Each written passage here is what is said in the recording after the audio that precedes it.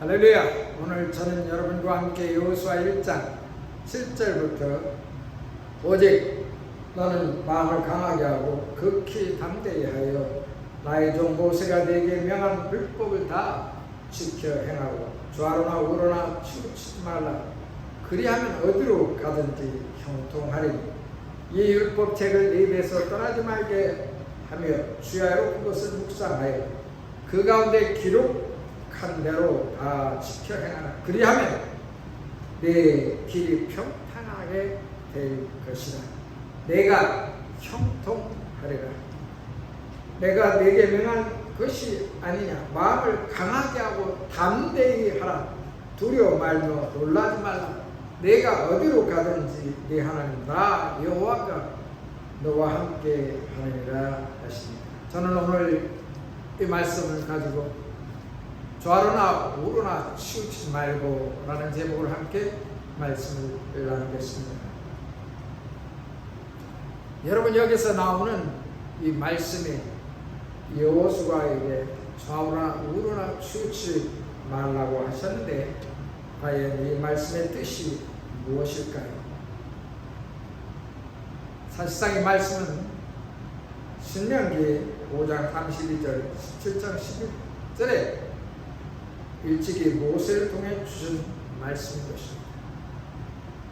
좌로나 우로나 치우치지 말라는 모세의 후계자인 여호수아에게도 반복해서 주신 말씀인 것입니다. 그래서 여호수아 첫 장과 계속해서 이어지는 가나안 땅을 점령하기 위하여 주어진 특명의 계시인 것입니다. 여러분, 전쟁을 할 때 꼭 특별 암호가 있습니다. 예를 들어서 곤란공원 작전이라든가 007 스파이들이 쓰는 그 작전의 이름처럼 가나안 땅을 점령하는 특명의 이 암호는 내가 좌로나 우로나 치우치지 말고 겁내지 말고 두려워하지 말고 내가 내게 명한 대로만 행하라. 이것이 전체적인 맥락인 것입니다. 가나안 땅을 점령하기 위해서는 사실상 그들에게는 엄청난 두려움이 있습니다. 왜냐하면 그 사람들은 삼척국간 엄청 키도 크고 굉장히 큰 사람들이었습니다.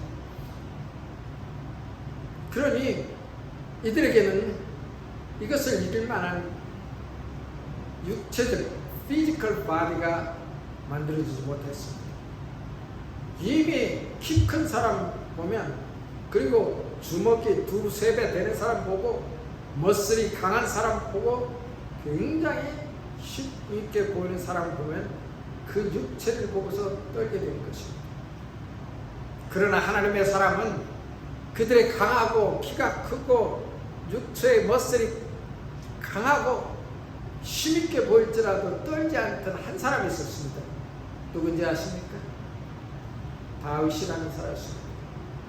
골리앗이라는 사람, 키고 크고 자기의 2배나 되는 키를 보고서 많은 이스라엘 사람들은 떨면서 뒤로 자빠져 있습니다. 심지어 사울 왕도 벌벌 떨고 있는 그런 장면에 이 조그만 15살, 16살짜리 아이가 소년이 나타나서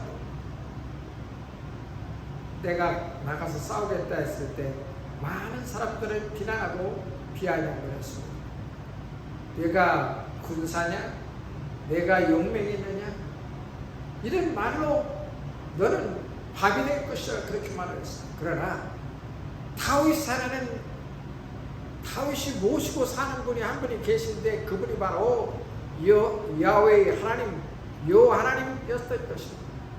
어려서부터 그는 들에서 양떼를 치는 목동이었는데 심지어 작은 소년이 사자와 싸워서 그 사자의 아가리를 찢었고 그 험악한 많은 들짐승과 싸워서 이겼다는 것입니다.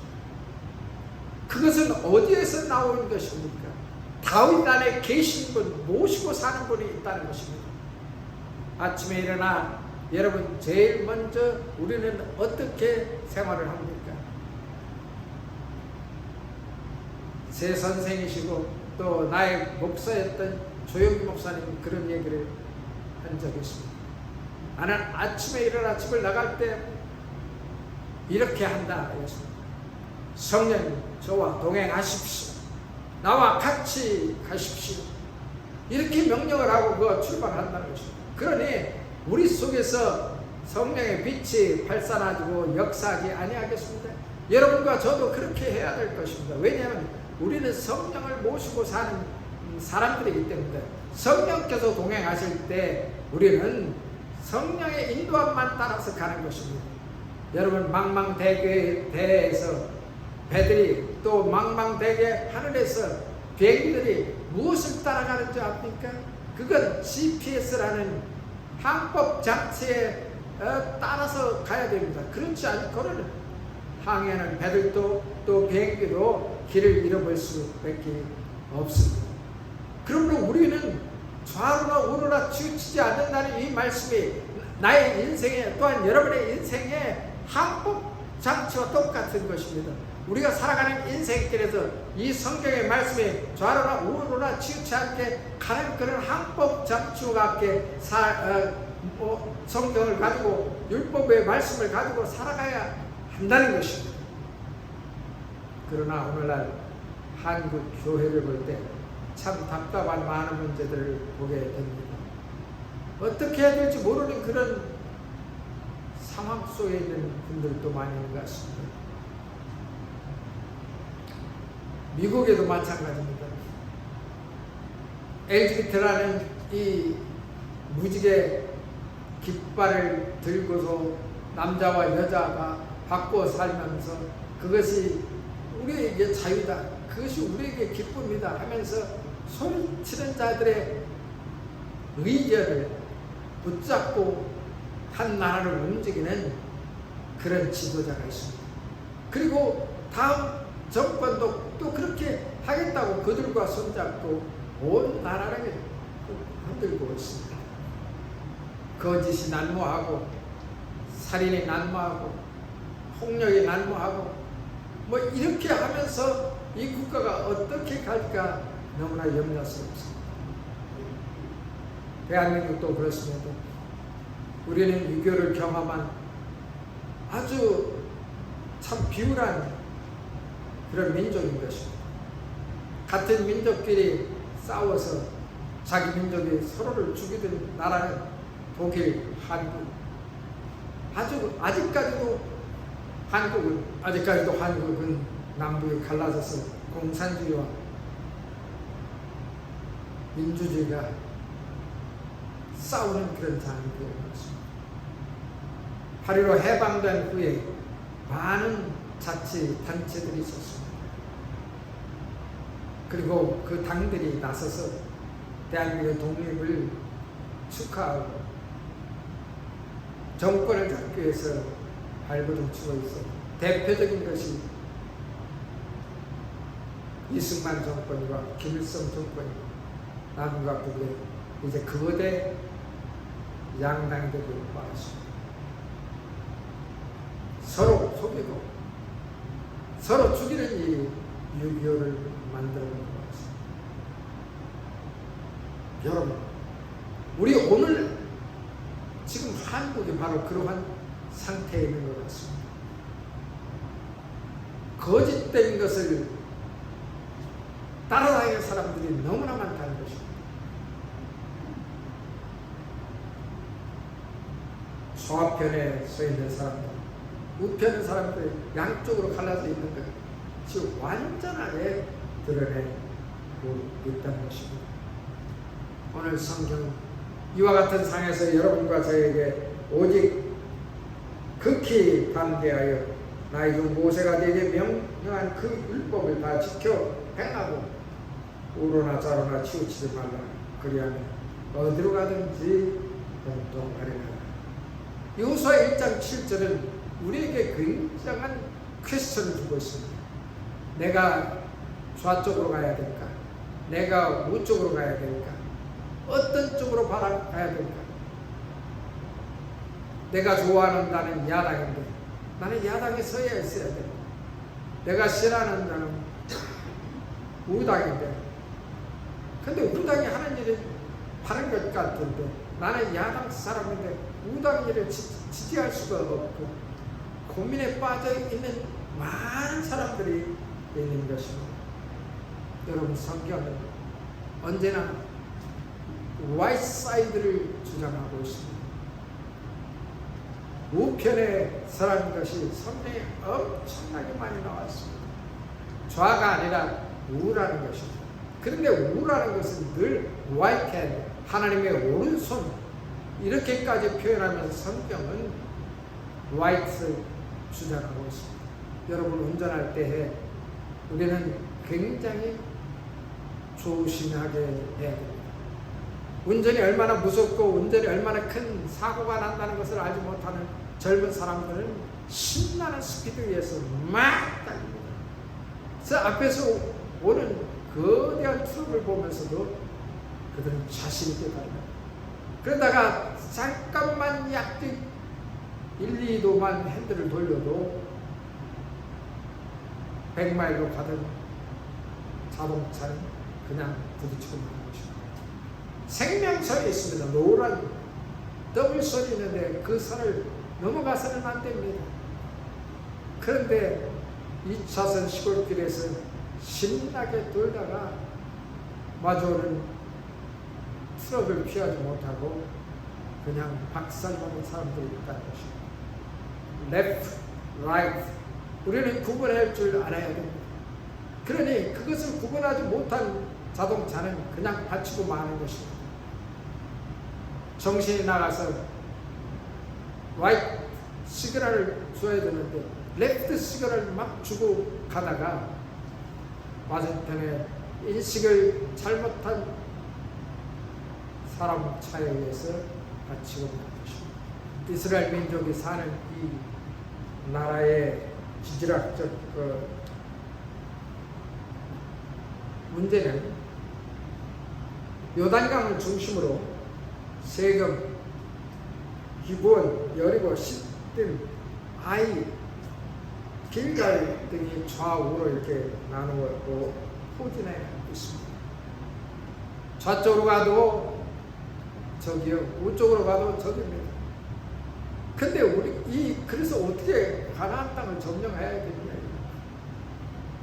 이 땅을 점령하기 위해서는 오직 가지고 있는 것이 말씀인 것입니다.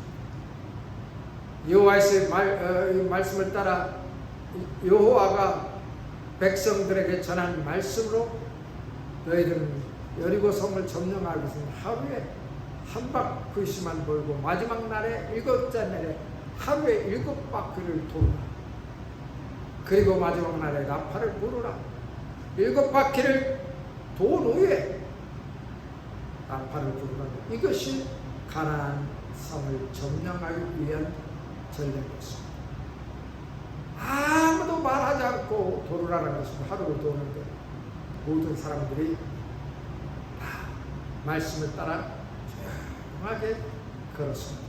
그리고 마지막 날의 말씀을 따라 나팔을 불고 외쳤습니다. 그러더니 거의 100년 이상이 된 이 여리고성이 무너지고 말았습니다.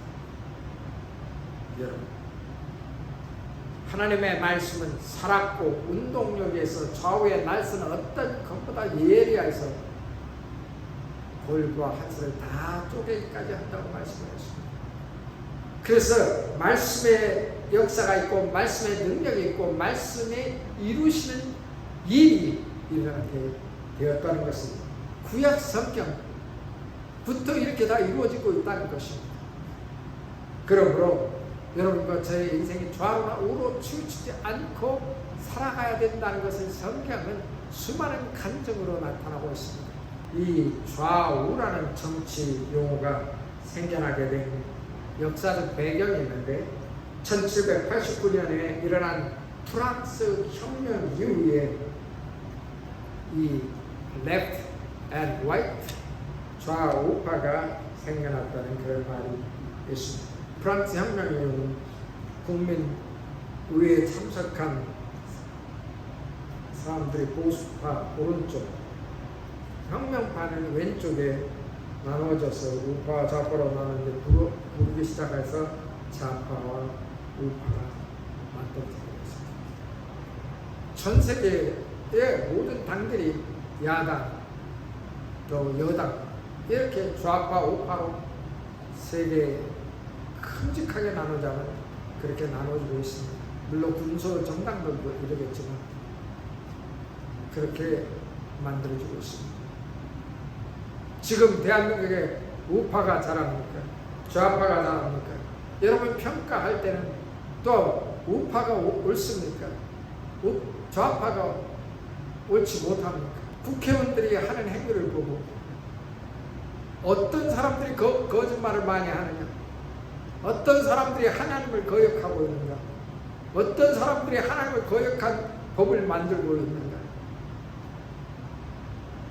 여러분이 안테나가 없을 때는 여기에 성경을 가지고 figure out, understand 하십니다. 이 성경이 좌파가 옳은지 우파가 옳은지를 가르쳐 줄 것입니다.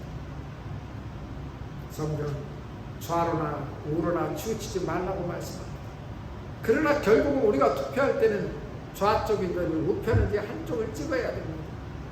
내가 이쪽으로 가면 살고 왼쪽으로 가면 죽고 이것을 구분하기를 왜 운전대에 달려 있습니다. 그 운전대에 대해서 레프트로 차가 안 올 때는 갈 수가 있습니다. 그러나 차가 오는데도 왼쪽으로 방향을 틀어서 간다면 마주쳐서 부딪혀서 죽고 말 것입니다. 운전대가 영국은 오른쪽에 있고 오스트레일리아도 오른쪽에 있습니다. 이런 나라들은 우리와 운전대가 다른 거에 있지 않습니까? 그러니까 결국은 우리가 우쪽이라 좌쪽이라 우리 방향을 잘 정하지 않으면 우리는 잘못하면 죽게 된다는 것입니다. 사고가 나서 바보가 되거나 병신이 되고 마는 것입니다. 그러므로 우리는 크리스찬으로서 어디에든가 반드시 서 있어야 된다는 것입니다. 그곳에 서지 않으면 아무것도 되지 못하는 것입니다. 결국은 성경도 그것을 가르쳐 주고 있습니다. 그러하오니 여러분 성경을 따라가서 살고 말씀을 따라가서 살려면 하나님 말씀에 거역된 행위와 행동을 하는 사람들이 그것이 우리는 그것에 속하지 않게 되도록 인도하게 되는 것입니다. 여러분 좌파십니까? 여러분 우파십니까? 표를 찍으려면 분명히 하나는 찍어야 될 것입니다. 좌파 우파 할 때 우리 속에서 말하는 말이 하나 있습니다. 나는 좌파도 아니고 나는 우파도 아니고 나는 예수님파다. 근데 예수님파에 당이 없어요. 한국에서 생겨났습니다. 자유통일당인가 뭐 하고 욕하는 목사가 임하는 거예요. 결국은 한 사람도 국회의원을 이번에 만들지 못했습니다. 사람들이 막 따르는 것 같지만 내면적으로는 절대 동조하지 않고 있다는 것을 보여주고 있습니다. 회개하고 정신 차려 하나님 기뻐하시는 일을 하면서 사람을 끌어가고 인도해야 될 것입니다.